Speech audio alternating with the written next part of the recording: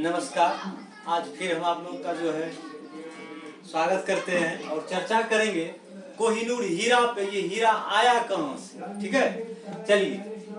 सल्तनत युग में अलाउद्दीन खिलजी के शासन काल में अलाउद्दीन खिलजी जब सल्तनत में सुल्तान बना था तो पहला अभियान उसका जो गुजरात के विरुद्ध हुआ था, पॉइंट बी नोटेड, गुजरात के विरुद्ध। और यहीं पे कौन सा, गुजरात में कौन सा था शासक उस समय? राय कर्ण बघेल को राजपूत शासक था। यहीं पे गुजरात अभियान में ही कैम्बे की खाड़ी से जो है मलिक काफूर को खरीदा गया था और यही मलिक काफूर अलाउद्दीन खिलजी का सबसे प्रधान सेनापति बनता है। मलिक काफूर के द्वारा जो दक्षिण भारत का पहला अभियान वर्तमान भारत के तेलंगाना क्षेत्र पे हुआ था, जहां पर काकतीय वंश का शासक प्रताप रुद्रदेव शासन कर रहा था। यहीं से प्रताप रुद्रदेव के द्वारा ही मलिक काफूर को कोहिनूर हीरा प्राप्त हुआ था, जो अलाउद्दीन खिलजी के पास पहुंचाया गया। ठीक है, अब देखिए कि जो है मलिक काफूर ये कोहिनूर हीरा सुल्तान के पास भेजता है। अब उस दरबार में रहता है, कहां से कहां तक? तो कहा जाता है कि जो है खिलजी के बाद फिर जो है तुगलक वंश आता है, तुगलक वंश के बाद जो है सैयद वंश आता है, सैयद वंश के बाद लोधी वंश आता है और 1526 ईस्वी में बाबर के द्वारा भारत पर जो पानीपत की प्रथम लड़ाई, जिसमें लोधी वंश को समाप्त करके मुगल वंश का नींव डालता है और फिर आगरा पे कब्जा कर लेता है और यहीं से इसे जो है कोहिनूर हीरा मुगल वंश में प्रवेश करता है। ठीक है, अब देखिए ये कोहिनूर हीरा मुगल वंश में बाबर के पास रहता है, हुमायूं के पास रहता है, अकबर के पास रहता है, जहांगीर के पास रहता है, शाहजहां के पास रहता है, औरंगजेब के पास रहता है, बहादुर शाह प्रथम के समय रहता है, फिर जो है जहांदार के समय, फिर फर्रुखसियर के समय, फिर जो है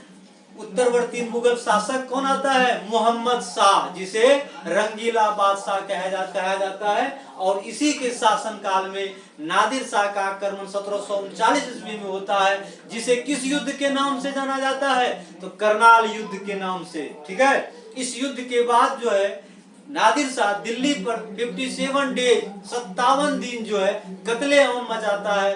फिर वापस जाते समय कोहिनूर हीरा और मयूर सिंहासन, जिसे तख्त ए ताऊस कहा जाता है, किसने निर्माण करवाया था? शाहजहां ने साथ लेके चला जाता है। ठीक है, अब देखिए इस कोहिनूर हीरा के बारे में कुछ इतिहासकार कहते हैं कि ये हीरा जहां कहीं भी गया है, उसका पतन हुआ है। ठीक है, ये हीरा, ये कुछ इतिहासकार कहते हैं इस हीरे के बारे में, ये हीरा इतना अपशगुन था कि जिसके पास गया है उसका पतन हुआ है। ठीक है, अब देखिए सल्तनत तो गया, मुगल में पहुंचा, मुगल को भी ले लिया। मुगल के बाद जो है ये ईरान जाता है और ईरान में नादिर शाह को समाप्त करता है।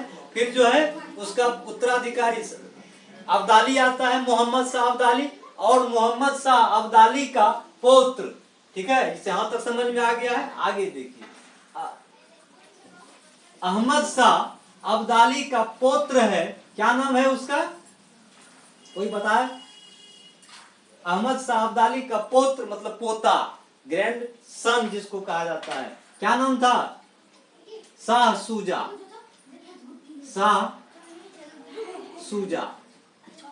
ठीक है, कहा जाता है शाह सूजा जब ईरान में अब्दाली का उत्तराधिकारी पौत्र, जब ये ईरान में वहां पे बादशाह बनता है, इसी का भाई इसको जो है इसके गद्दी से उतार कर खदेड़ देता है और अपने जान बचाने के लिए ये कहां पहुंचता है?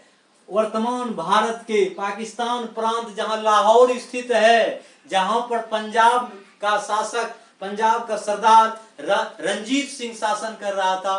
पंजाब में जो है शरण लिए हुए था कौन? शाह सूजा। कौन था ये? अब्दाली का पौत्र था। अब देखिए ईरान से भागकर जो है लाहौर में बैठा था, अर्थात भारतीय साम्राज्य में, मुगल साम्राज्य में नहीं, रंजीत सिंह के साम्राज्य में। रंजीत सिंह पंजाब का जो है शासक था। ठीक है, अब यहाँ पे शाह सूजा बैठा हुआ है, यहीं पे रंजीत सिंह से मुलाकात होती है और रंजीत सिंह को कहा जाता है आप मुझे मदद कीजिए। किस लिए? तो गद्दी को पुनः प्राप्ति के लिए।